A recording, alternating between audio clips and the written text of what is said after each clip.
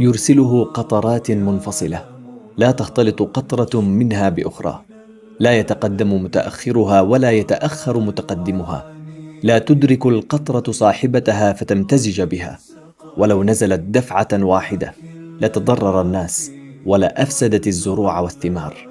فإن كان هذا حسن تدبيره في قطرات المطر، فكيف بحسن تدبيره في أمورنا؟ وكل شيء عنده بمقدار.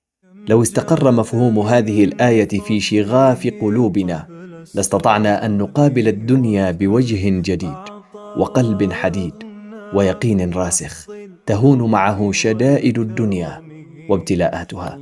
كل شيء، لم يستثن شيئا، كل شيء بمقدار، مقدار دقيق، فربك يعلم خفايا الأمور ودقائقها، علما محيطا لا يغيب عنه شيء، وتدبيرا حكيما لا يختل ميزانه، مع لطف خفي يحيط بك وإن لم تشعر به. فلا يغرك العطاء ولا يخيفك المنع، هون عليك، فالذي خسرته هو ملك لله، والذي أوجع قلبك هو عبد الله، والرزق الذي تتمناه هو من خزائن الله، والهم الذي تحمله على عاتقك هو من عند الله، والمستقبل الذي تخاف منه هو بيد الله سبحانه، والذي احترق قلبك لموته قد رحل إلى رحمة الله.